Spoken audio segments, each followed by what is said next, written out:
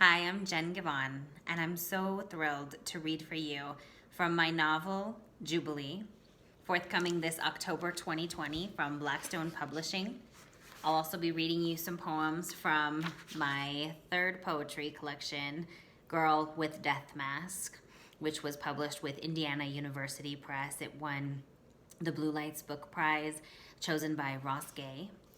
And these two books I noticed the other day actually include the same flower. And I hadn't necessarily realized that on the book design, but it makes so much sense, and you'll see why. Jubilee is about a young Latina Chicana, Mexican American protagonist on the Southern California border where I grew up in the Imperial Valley on the Mexicali border. And she's an aspiring poet, which means she is vivacious, she is passionate, she is full of life, she is a poet. Only she doesn't have anybody down there in the Imperial Valley to tell her, what that means, essentially. She doesn't have a mentor, she doesn't have a teacher, she doesn't have a coach. There's no such thing as poetry readings down there. There might now be. I haven't been back to my home in a few years, and I'm hoping once the pandemic has passed and we have a vaccination and we can travel around freely again, to get back down to my hometown and start up some poetry programs. That's been a passion of mine, and I had plans to go down there to teach some workshops in Brawley and Calexico and El Centro, and they were canceled due to the pandemic. But this book is my heart, and it's set there in the borderlands. I am a Chicana, just a very similar ancestry to B, her mom is Mexican and her dad is white. And I'll be reading to you a little bit today about her experiences. So the premise of the book is that she comes home to her brother Maddie's house in Santana, in Orange County, and she's holding her baby, and her family all takes her in, initially thinks that this is her baby, and then they look close and they see that her baby is actually a doll called Jubilee. And so then the book goes back into the past, the year before, where B has gone down to the Imperial Valley, and she's living in the Imperial Valley again. Her family has moved away, but she's living there again with her high school sweetheart. And it's a very abusive, toxic relationship, and you learn how she came to believe that Jubilee, the doll, is her daughter. And then you also follow Bianca in her present timeline. She has gone back to college and is working through this trauma, and she meets a new beloved, eventually named Joshua Walker. And their situation actually, has some complications and some fears, and brings up some scary things for Joshua and his family, as you can imagine. So I first heard about the idea of reborn dolls watching a documentary when I was researching in my master's program at Cal State Fullerton about infertility, miscarriage, trauma, child loss, and was writing about mother loss in my program. And I watched a documentary about these reborn dolls, and they're very lifelike dolls that are crafted oftentimes to look like or modeled after children who have passed or children who have grown up. And the mothers or grandmothers or the women who haven't been able to have children will have these dolls made, and then sometimes to the point of taking them out for a stroll in the stroller and things like that. So I want to share with you just a few pages here about Jubilee. Let's see. The night water, the bridge, April 24th. Keep driving, keep breathing. Bianca prayed the words Mama taught her to pray. Hail Mary, full of grace, the Lord is with thee. Everything ached, but she had to make it to Maddie. She sucked in sharply at the thought of Maddie. What would he say? Off the road, tumbleweed swept the dry arroyo beds. Stalks of alfalfa swayed in the Anza Borrego night, their shadows dusting the earth. Mound after sage-smudged mound, like burial plots as far as the basin stretched in every direction. A pelvic bone, a sopa bowl scraped clean. Monsoon season, the channels would swell, the quick rise and fall, gathering mud and mosquitoes. Floodwaters would return. But this season of Lent, the embankment cradled rocks. Carrizo Creek and Alma Wash lay arid beside the mud caves, silent as Salt Creek pupfish led astray, unable to find their way before sand swallowed water. Blessed art thou among women. Bianca wiped her swollen face on her sleeve. She'd been crying again, her cheeks and the tender skin around her eyelids rawed with salt and rubbing, her vision blurred with dehydration and exhaustion and the ceaseless fucking tears she couldn't stop. She should have asked Lily to drive her, despite the awful things her friend had said. Bianca was so exhausted, she would have endured even the corrugated tin of Lily's snark to stay awake. Bianca turned the radio to a loud cumbia rock station and rubbed her eyes again, clearing the salt and haze, refocusing on the road. It was too late to turn back. Anyway, she didn't need her eyes, not on this drive. She knew the landscape by heart. She didn't need to see it, filling the car with an ache. It was a rear-view mirror she wished she could break. Years of floodplain evolution. The basin come to this. A woman driving home, a woman driving away from home, now and at the hour of our death. Amen. So that's just a bit of the opening scene of Jubilee. I want to turn now, and we'll go back and forth between the fiction, which I hope you'll agree with me, is lyrical fiction. It's about as close to poetry as this poet's heart can get, and the poetry book itself. So here's one called Daughter, Lace Your Fingers to the Sky. And I often write to my daughter, and I consider Girl with Death Mask as a kind of survival guide for our daughters, for my daughter in particular, who's now 10 years old and hasn't read this book, hasn't read Jubilee. What she knows of it, she says, sounds very sad, Mama. And she knows very little of the actual story, because some of it is, skirts the edges of memoir, as memory is wont to do. And it's a survival guide for her, by which I mean that it's how her mama survived, and very really why she's here at all. And so I'm hoping that she will never live through the things that my protagonist, Bianca, has lived through, and that Girl with Death Mask, some of the trauma that the speakers undergo and that they rise above. And I'm singing this story for our daughters in the hopes that they know that those who have been through trauma, who are living through those very scary, difficult, ugly situations, know that you're not alone. And there are others who are singing with you, and there is a way out, and there is so much more beauty, and you're creating it, and you are the beauty. So this is Daughter, Lace Your Fingers to the Sky. Still, you could not keep her from the dance our bodies dance when we let the boys take us out to the country. And oh, the moon may have been full, and oh, the hay may have smelled sweet as lighted sky and sweetened earth, silhouette back seats. Even through death masks we can kiss, and skin pierces fabric.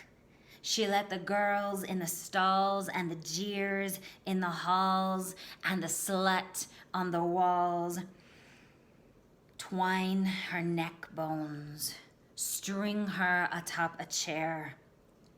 But her dog didn't bark, and no one knocked, and God didn't boast of angels, and you, mother, found her swinging from the door frame.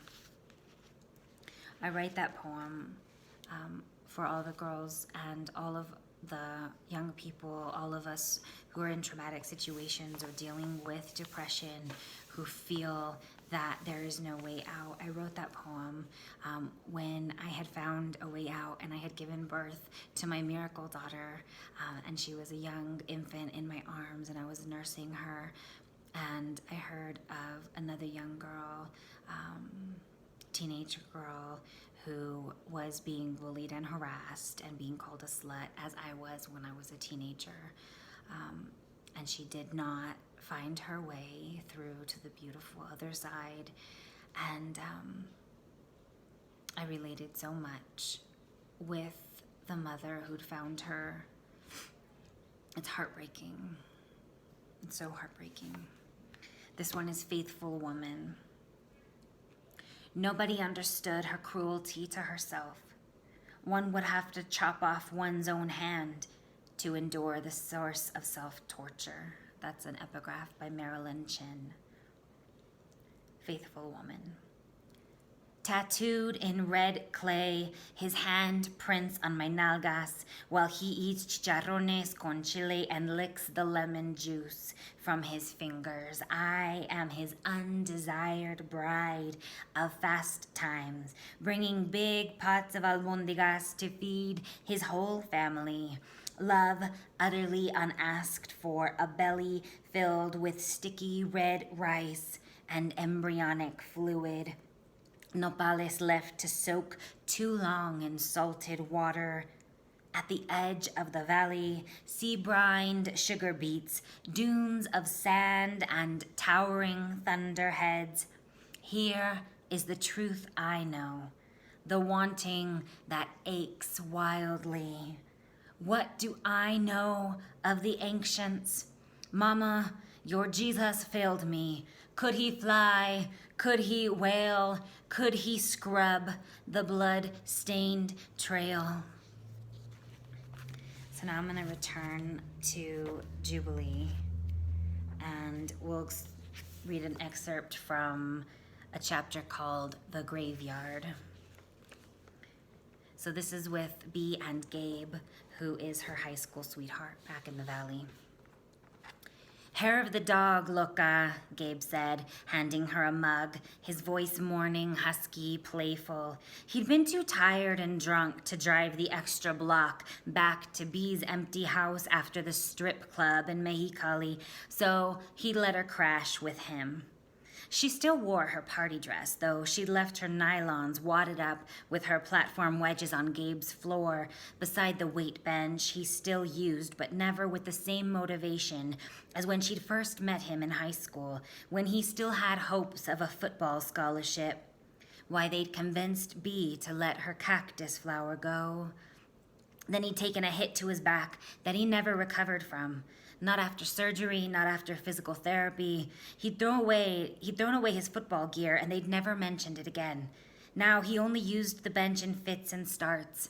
Bianca imagined it a saguaro cactus, tall and proud, with its goal-post arms reaching toward the sky, spindled with long, needled thorns, and along the top a crown of saguaro flowers, bright white and smelling of overripe melons. She reached out from under the bedsheet, took the mug from Gabe. She could smell the pungent tomato juice and spices before she brought the Bloody Mary to her mouth. But when she looked into the mug, a shock of thick red wafted a faint iron smell through her, so she had to close her eyes and chug to keep from gagging. She got it halfway down before she had to stop for air. Gabe was smiling wryly at her. Feel better? Never, she said, heart on sleeve. He came closer, wiped the tomato juice from her upper lip. Sorry about the mugs. My parents had a party last night, and all the glasses are still in the sink. She smiled, too, thinking but not saying aloud, Tontito, why don't you wash one then? Instead, she said, Hey, I can pretend I'm a wino this way, hiding my liquor in plain sight. He kissed her. tenderly the way he had when he was still a boy and she was still a girl, before they'd grown and fucked everything up. She pulled back, groaning, but not with passion. Oh, my head hurts. You drank half of Mexico last night, he chuckled. Did I? She remembered dancing. She remembered the strippers and being angry, so hurt. But had she drunk more after that, after she'd gone off to sleep off in the truck? When alcohol was involved, Bea couldn't often remember everything she'd said or done. It scared her, mostly because it reminded her of Dad. Do you know why they call it hair of the dog? She asked him. He squinched his eyes in a mock, thoughtful expression. No. Lay it on me, professora. He squeezed her ass, pressed his face against her neck, kissed her collarbone. Her red-bearded father had taught her this. He'd also read to her from his two favorite his two favorite Roberts, Burns and Louis Stevenson. In his best burr, his birthright and hers, although her dark skin and hair in this valley had cut her off from her Anglo side. It's from a Scottish folk remedy for rabies. Plucking hair from the vicious dog and applying it to the wound will cure the infection. She pressed her fingers together and tweezed a piece of Gabe's baby-fine hair, pulled it out. What the hell? He groaned, then playfully bit her shoulder. I'm a dog now, huh? A vicious one. She dropped the strand of hair into her mug, feeling like a bruja, a powerful witch, and gulped the rest down. Shakira sang, "My hips don't lie," Gabe's ringtone. He was low-key obsessed with Shakira. They'd seen her on Univision before she'd crossed over to gringo pop lovers when she was still a so-called political rockera with black hair singing angsty Spanish calls to arms. But Gabe loved the blonde, belly-dancing version better. Of course he did. He reached across the bed to the floor, fished his phone out of the jeans he'd worn to the club, tapped the screen. Who was that? She asked. Alarm. Did his eyes shift upward to the left, a sign of lying? Bea couldn't tell. Why'd you set an alarm for a Sunday morning? To remind me to call Lana. She wanted to say, how sad. He needed an alarm to remember to call his daughter. But then she thought she wished her dad could set an alarm to call her. She said, oh, that's sweet. He took the phone into the next room, and Bea, alone with her empty mug, got up, smoothed out her wrinkled dress, and went to see if Esme was awake yet. Maybe needed her help with breakfast. Esme is Gabe's mom, by the way. Okay, I'm going to read to you another poem, and maybe just one or two, from Girl with Death Mask. This one's called Shame. No, it's true. I put on makeup for my rapist. I loved him. I know I shouldn't admit it. The way the wick melts into wax and needs to be dug out. I loved him so hard. He still calls me sometimes. I didn't even realize what that night should be called. How naming things calls them into being. I bought a new skirt, and I don't mean before. I mean after. I even curled my hair. And maybe I'd curl it again, I don't know. How long does it take to be cured? They sell new wicks in packs, and you can stick one in deep with a needle. It'll burn the same. You can burn your skin if you're not careful. I've done it. I've dreamt I'm not still dead. I wake on fire. And here's one from 3-card spread, what is true, what isn't true, and advice. This is the advice section, and it's the last poem I'll read for you in this section, or in this series, I guess. Thank you so much for listening. This is called The Wilting Field. And I remember again, my daughters, my sisters, my loves, my chicas, my Latinx folks, my LGBTQ plus community, you are not alone. Survivors, you are not alone. The Wilting Field. The last time I had a dick in my mouth, I was dying. Alfalfa withered in rows, unable to separate desire from pain. There are poets for whom this throbbing is healing. My Frida rail impaled, my Chingona fighting for whole. Even after gangrene, she loved her body, though it betrayed. For some of us, a dick in the mouth means a fist in the hair, a knee in the ribs, a spinal cord like a clump of pigweed, careless weed, splintering the fingers, bright blooms of blood on the skin. Do you take your body wherever you go? Does it follow? Someday I'll find mine dancing in a field without me, calling me to join. There is music. The crocus is blooming. Let go. Thank you so much. I love you. Stay safe. Stay well.